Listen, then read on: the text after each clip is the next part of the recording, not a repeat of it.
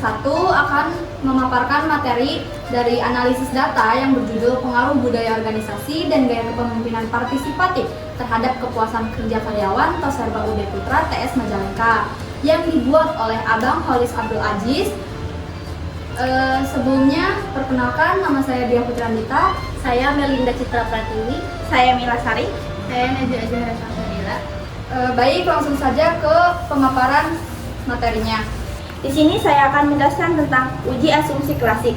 Yang pertama adalah hasil uji Kolmogorov-Smirnov menunjukkan nilai aksip SIG sebesar 0,00 yang lebih kecil dari 0,05, yang berarti data residual tidak didistribusikan normal. Namun karena jumlah sampel cukup besar, yaitu sebanyak 80 responden, kondisi ini masih dapat diterima berdasarkan teori limit pusat.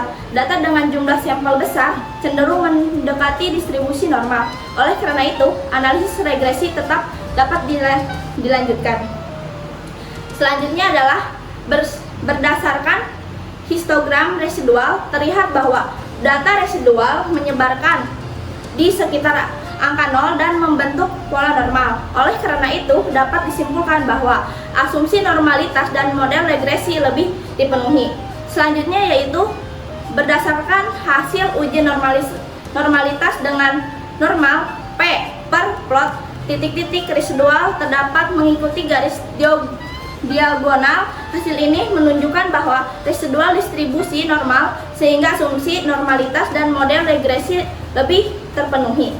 Baik, pada bagian ini saya akan menjelaskan hasil uji asumsi klasik pada model regresi yang digunakan.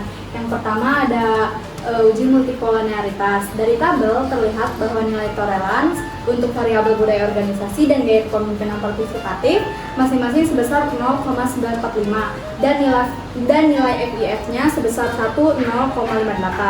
Karena nilai toleransinya lebih dari 0,10 dan FIF-nya kurang dari 10, maka dapat disimpulkan bahwa tidak terjadi multikolonialitas.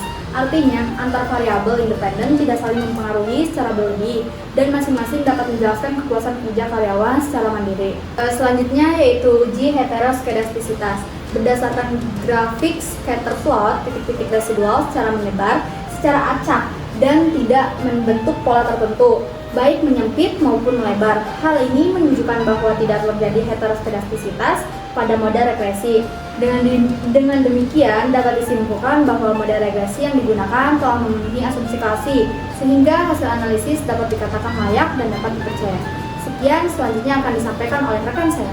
Di sini saya akan memaparkan hasil uji autokorelasi dan hasil analisis regresi linear berganda berdasarkan data yang telah kami analisis. Yang pertama, saya akan menjelaskan hasil uji autokorelasi. Pada tahap awal pengujian asumsi klasik, dilakukan uji autokorelasi untuk mengetahui apakah terdapat hubungan antara kesalahan pengganggu atau residual pada satu periode dengan periode lainnya dalam model regresi. Berdasarkan hasil output model sumarik, diperoleh nilai Durbin-Watson sebesar 1,693. Nilai ini berada pada rentang yang dapat diterima, yaitu mendekati angka 2. Oleh karena itu, dapat disimpulkan bahwa tidak terjadi autokorelasi dalam model regresi yang digunakan. Dengan tidak ditemukannya masalah autokorelasi, maka model regresi memenuhi salah satu asumsi klasik dan layak digunakan untuk analisis regresi linear berganda serta pengujian hipotesis selanjutnya. Nah, selanjutnya itu hasil analisis regresi linear berganda. Nah, dilakukan analisis regresi linear berganda untuk mengetahui pengaruh budaya organisasi dan gaya kepemimpinan partisipatif terhadap kepuasan kerja karyawan. Berdasarkan hasil analisis diperoleh persamaan regresi sebagai berikut. Nah, dari persamaan tersebut, nilai konstanta sebesar 15.749,012 menunjukkan bahwa apabila variabel budaya organisasi dan gaya kepemimpinan partisipatif dianggap konstan atau bernilai 0, maka tingkat kepuasan kerja karyawan berada pada angka 15.749,012 satuan. Nilai ini mencerminkan tingkat kepuasan dasar yang dimiliki karyawan di luar pengaruh kedua variabel independen.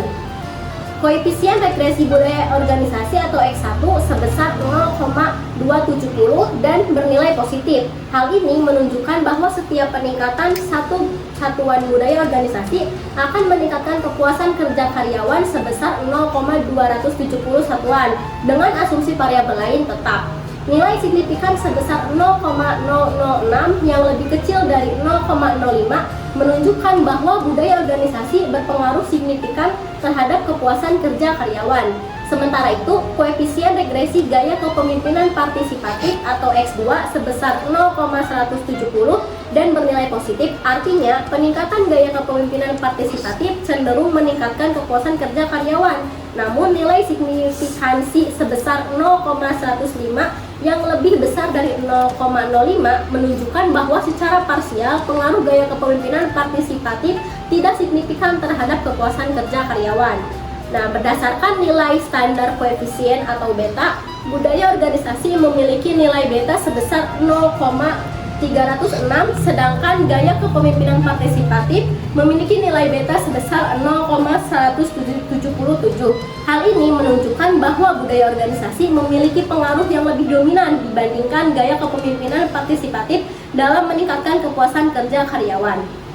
Menjelaskan hasil analisis regresi yang meliputi uji parsial dan uji simultan untuk melihat pengaruh budaya organisasi dan gaya kepemimpinan partisipatif terhadap kepuasan kerja karyawan. Yang pertama, dari uji simultan atau uji T dapat dilihat bahwa budaya organisasi memiliki nilai signifikan sebesar 0,006 yang lebih kecil dari 0,5. Hal ini menunjukkan bahwa budaya organisasi berpengaruh secara positif dan signifikan terhadap kepuasan kerja karyawan. Artinya, semakin baik budaya organisasi yang diterapkan di perusahaan, maka kepuasan kerja karyawan juga akan semakin meningkat. Sementara itu, untuk gaya kepemimpinan partisipatif, nilai signifikasinya adalah 0,105 yang lebih besar dari 0,05. Hal ini berarti bahwa gaya kepemimpinan partisipatif berpengaruh positif, namun tidak signifikan terhadap kepuasan kerja karyawan. Dan kata lain, meskipun gaya kepemimpinan partisipatif cenderung meningkat, kepuasan kerja pengaruh tersebut belum cukup kuat secara statistik. Nah, selanjutnya ada berdasarkan uji simultan atau uji F. Diperoleh nilai signifikan sebesar 0,002 yang lebih kecil dari 0,05. Hal ini menunjukkan bahwa budaya organisasi dan gaya kepemimpinan partisipatif secara bersama-sama berpengaruh signifikan terhadap kepuasan kerja karyawan. Artinya, kedua variabel independen tersebut jika dilihat secara simultan mampu menjelaskan perubahan pada kepuasan kerja karyawan. Nah, secara keseluruhan dapat disimpulkan bahwa budaya organisasi memiliki peran yang lebih dominan dalam meningkatkan kepuasan kerja karyawan. Sementara gaya kepemimpinan partisipatif tetap memberikan pengaruh meskipun belum signifikan secara parsial. Terima kasih. Sekian dari kelompok kami, kurang lebihnya mohon maaf. Wassalamualaikum Waalaikumsalam warahmatullahi wabarakatuh.